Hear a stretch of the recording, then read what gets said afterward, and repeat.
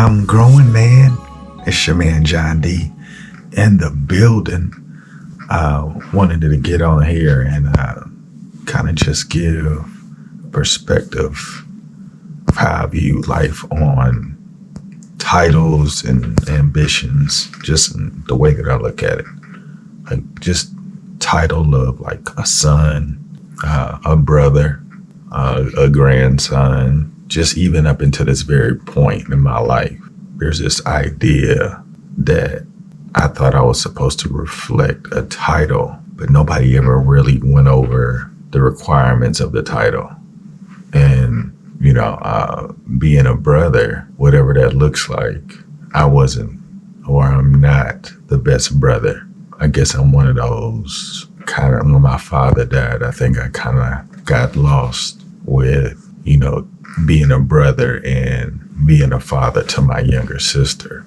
Like, we're close in age, but to me, I felt like I was able to give her a little bit more information, but it didn't sound like a brother. It sounded like a father that didn't know how to be a father. And I'm just looking at our relationship over the course of time, what she saw and my true beliefs in the relationship that I had with her. I wasn't a very good brother, and it wasn't on purpose. I just didn't know how to do it. And I hate that because I think she was a better little sister than I was a big brother. And that hurts too, because this place in my life, I want to be the best version. And to look back, it's like, golly. But I said all that to say, the way that I grew up, I created relationships with different people in my life. Like, we became family. And, in my head, that's what I thought everybody did. For real. I thought everybody created relationships like I did with people. But, I didn't realize because I didn't grow up with family. Me and my sister didn't grow up with family. We were like hours away from family that we would consider family. And then when family did get there, we were so in different places of life. We didn't even know how to do it. So it was just like we created friendships with people. And I think it was this expectation in people that you have. And what's crazy is that I just thought about the number of relationships that I've had in my life. I wonder if I was the one that was keeping the relationship alive, because people always, I just look back and I didn't care if they didn't, go back and forth. I just was like trying to do my part, right? But then I was just like, I kept up relationships longer than they were supposed to be, and I think I was a disappointment to a lot of people because they saw different phases of my life where they thought I was just changing, and I was changing because I was trying to figure it out. Wherever I was, wherever we were when we were really good friends, whether it's now little kids or whatnot, I just felt like there was a part of me that just kind of moved on. Like I wanted the best for all of my friends, but I feel like wherever I move in life, I don't know. I think I have a different ambition. Like, I really want to be cold at something. I want to put the effort in every day. I have goals just like I would if I was a kid, except I have responsibilities to show my kids that you can go get yours, even being responsible as a parent. And I think that's what any kid would want, right? To just have some parents that enjoy doing that. You make a different kid. And I don't know what the cons of our kids are gonna have, but it's gonna be fun watching them not make mistakes that I made when I was younger, And this video wasn't to talk about me and my friends per se, but it was just to express the way that I view the importance of these people in my life. That's the reason why I kept the relationship going. And it saddens me that I don't have a lot of those relationships anymore. And it was just like, I guess I proved to be too much. I was too extreme. They couldn't take it.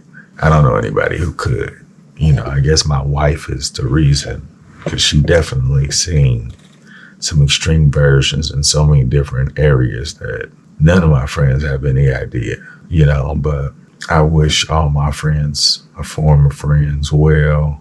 This is not like, like we're not friends. I don't even know where that came from. But I guess, you know what? I miss my friends. That's what it is. I guess I was trying to figure out what I can do. And I think that's what it is. Like, I shouldn't have to do the effort anymore. I was keeping the relationships alive, I think. And I think that's what it was. I think this was my therapy session of me trying to realize I don't have to reach out anymore. At this age, we are where we are, right? And I'm just trying to make sure that I'm putting in the effort to make the universe operate accordingly in my capacity. Like, I want to just do my effort, I've made so many mistakes in my past. And those of you that's been watching know that I'm far from perfect, but I'm always trying to get better. And I think that's what makes perfect. If you are constantly trying to get better at something, like if you aren't, you are caught in the hamster wheel. That means nothing's getting better. And I think ultimately that's the point of all of these podcasts, because I want to show people how important they are. And only way you can do it for the most part is by being an example of it. And I feel like if I can come on here and tell you guys, like, if you work on communication and control your emotions, you become a different person. People around you look at you differently. They start to protect you in ways that you can't even imagine. When people talk about you in a good way, it makes you safer. Like, people are less threatened around you, but you have to like put the effort in. That's what I really believe, that if you work on yourself every single day, it doesn't even matter what it is. But I will say this, even if you get sick, you have to do it. There's no excuse. You got to get it done. And I know a lot of you guys are athletes, so you're going to have to do some type of exercise that requires your mind, and you got to be disciplined and make sure you get it done. And just work on it every single day. I promise. You work on that skill, you're going to become super cold at it. And you put in enough hours, it'll be recognized. But don't look for it. Just put the work in.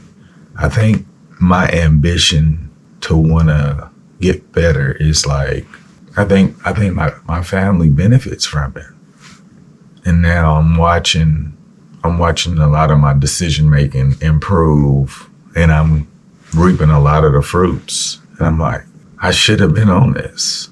And going through this process, I'm like, most people don't know the process. The hardest part of the journey is the process. Like, that's it. You got to just get through the hardest part of the journey.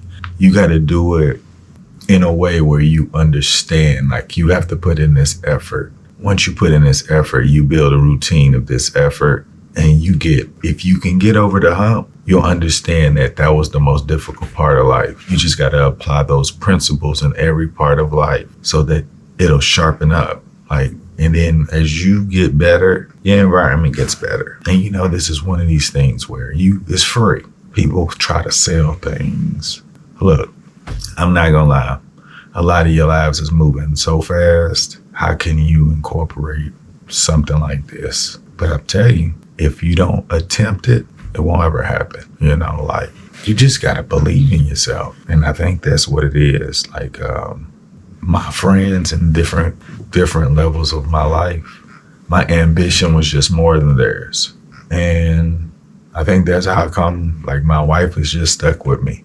Majority of, I only really kept my wife. Nobody really can tolerate the way that I think now, as much. It's just a lot, I guess. And the point I'm saying is that I'm really ambitious about getting better. So since my extra time, my free time used to go to extracurricular, it all goes to just me becoming a better father and a husband.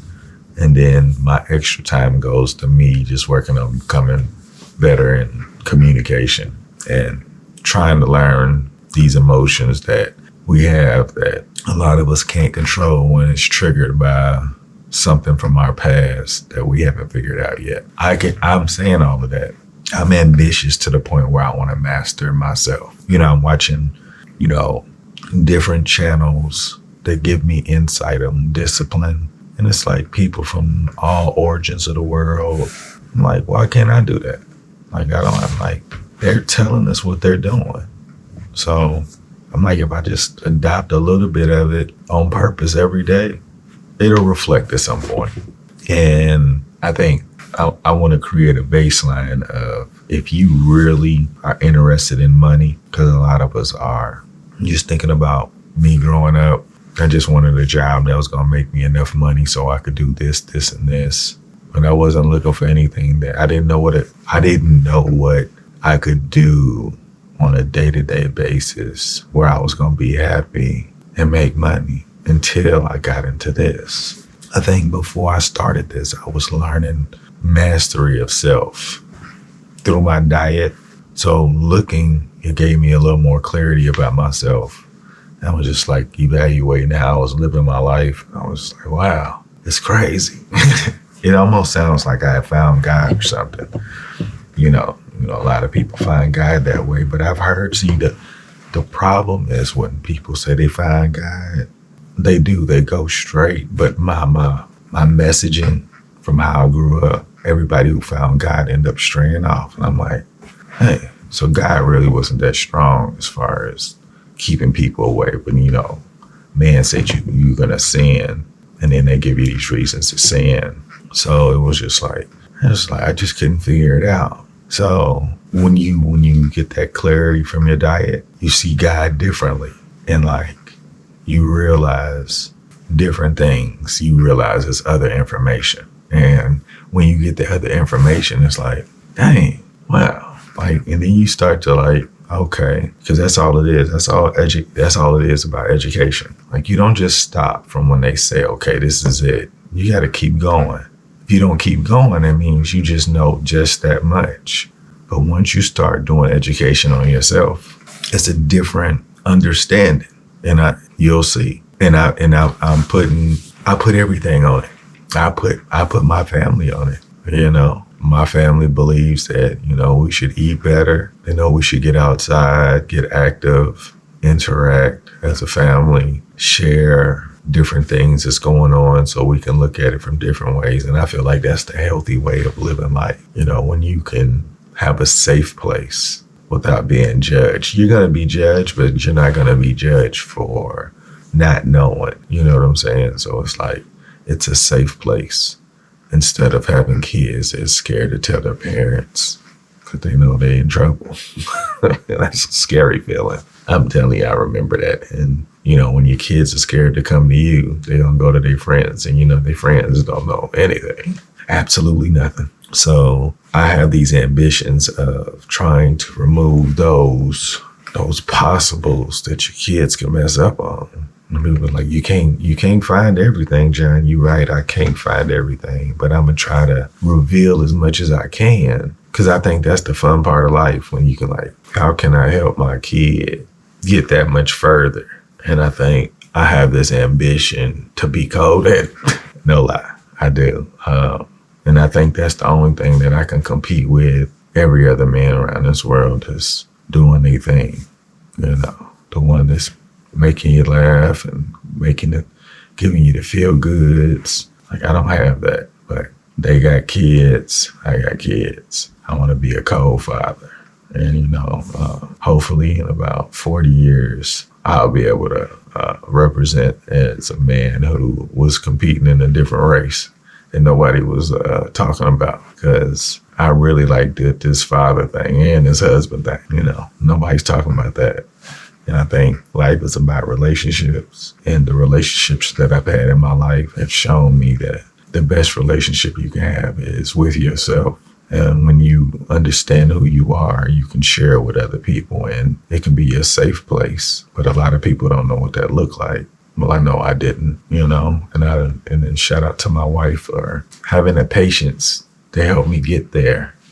because I just didn't know that was possible. And now that I'm there, like I get to show my nephew and my son, like it's okay. Like if you go outside and it get too cold, you always got a home here. In anything, emotional support for anything, like life is tough out there. Come on, that's what it's for. And I know people be like, you crippling your kids. No, not really. It means that we didn't do well with teaching them, and we want to do it again. And if we can help them, that's what we want to do. I want to be the best parent I can be. I don't want to throw my kids out there and they fail. And I, like, what am I supposed to just watch my kids drown? I can't do it. I was lucky enough to not drown. And I want to be an example of a parent who's trying to figure it out. I'm not saying I know everything. I'm not saying I know anything, to be honest. I just say that I'm looking for better ways to be an example to my kids so that they'll have a better experience than I'm having parenting them. I think that's what it's all about. I think life slowed down that much to the point where that's the stuff I look forward to every single day, creating that idea that today's going to be cold with my family. And today is going to be cold with my family. We're celebrating my son's birthday, And he's made me a better father. Happy birthday, Dallas. That's my guy. But I'm gonna let y'all get out of here. I'm gonna give a shout out. Shout out to you. Shout out to you for being able to take so much. Because I know it's got to be tough when you don't have anybody to talk to. And I just realized how important you are. And stay strong. If you can get over that hump, you'll know the process. The toughest part of the journey, you'll know the process. Y'all make today better than yesterday. Don't worry about anything you can't control. GETA, get after the action, or the action will get after you. Be great on purpose. Boom.